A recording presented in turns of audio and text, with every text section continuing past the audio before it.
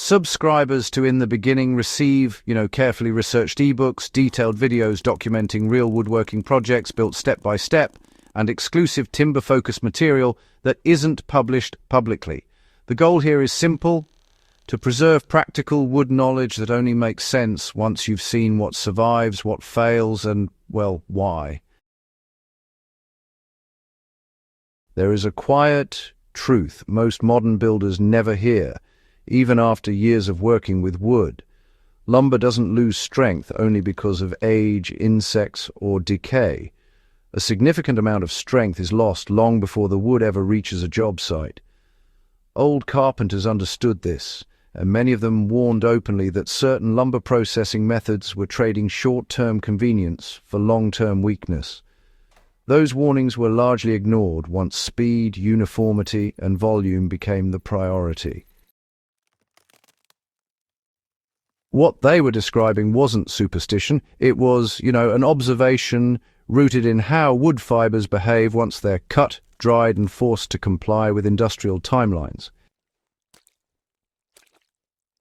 Old carpenters cared less about speed and more about how wood was stressed during processing.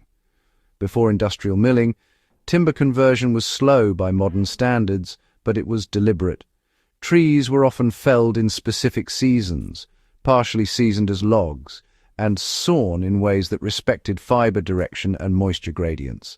The goal wasn't simply to produce straight boards, it was to produce timber that retained internal cohesion.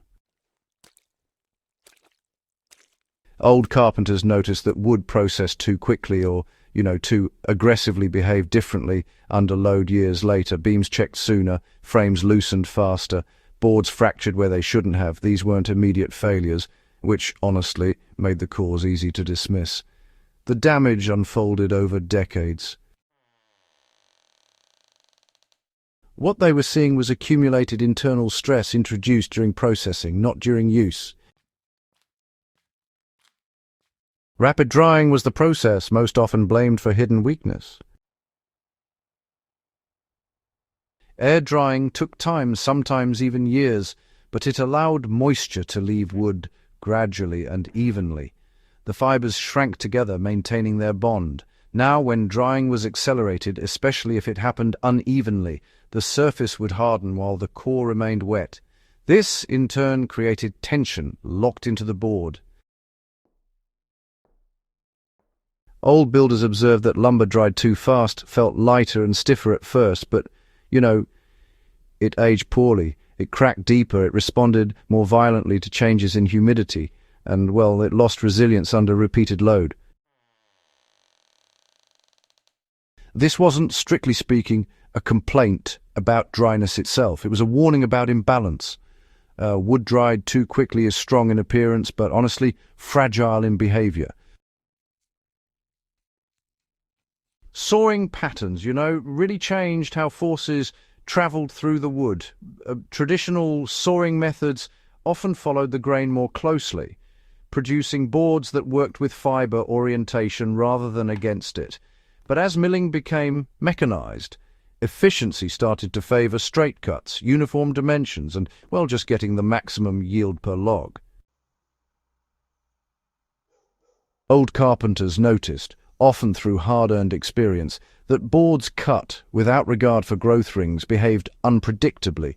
Flat-sawn lumber expanded and contracted unevenly. Quartered material, on the other hand, remained stable but became less common due to, the extra waste and cost. The concern wasn't really about aesthetics. It was load transfer.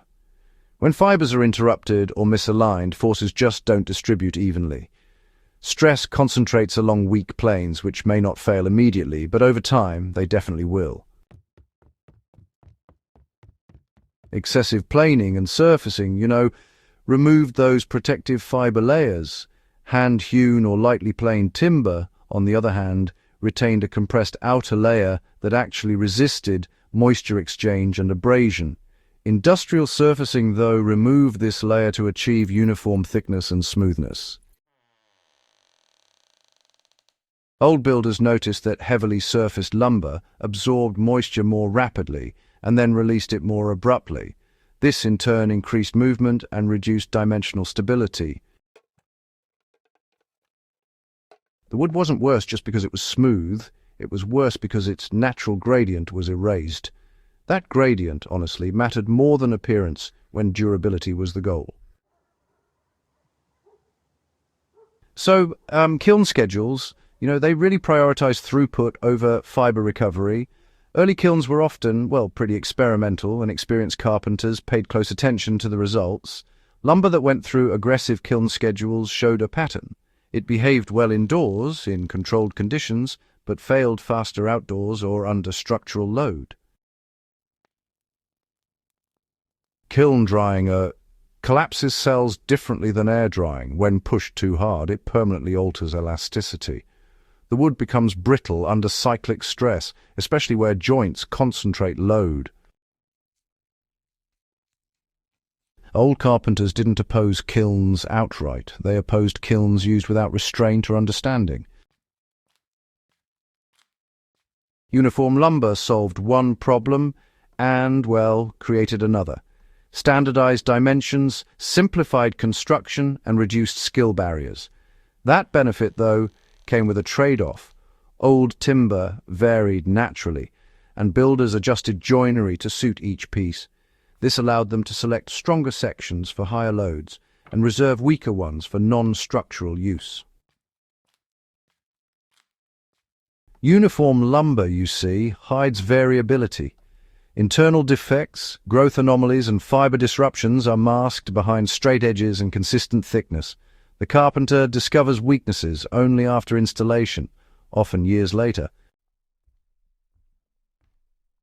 Old builders preferred to see the wood story before committing it to a role. Stress introduced early, it really shows up late, when repair is hardest. One reason these warnings faded is timing. Lumber weakened during processing often performs acceptably for decades. Failures emerge long after the people who made the processing decisions are gone. Cracks propagate slowly, joints loosen subtly, loads shift imperceptibly. By the time damage is visible, the cause is usually misattributed to age or environment rather than processing. Old carpenters worked in generational cycles. They saw buildings age. They recognized patterns that, honestly, modern production timelines obscure. Surviving historical structures reveal which timber endured best. When examining old buildings that remain sound, a pattern emerges. The strongest members often show minimal machining, conservative drying, and grain-respecting cuts. Decorative elements fail sooner than structural ones, not because they carried more load, but because they were processed more aggressively. This isn't nostalgia, it's evidence left behind in wood that has already lived through centuries of stress. Modern builders can't return fully to old methods, but the lessons still apply. Few projects allow years-long air drying or hand conversion. That doesn't make the knowledge irrelevant. It makes it more important to understand where modern processes introduce weakness and how to compensate for it. Designing with movement in mind, avoiding over-restraint, selecting better grain orientation, and, respecting moisture behavior all mitigate processing-induced stress.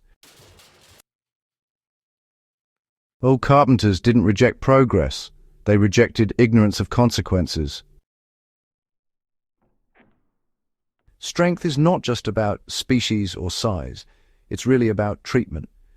Two beams of the same species and dimensions can, perform very differently depending on how they were processed. One carries load quietly for centuries, while the other fails early despite appearing sound.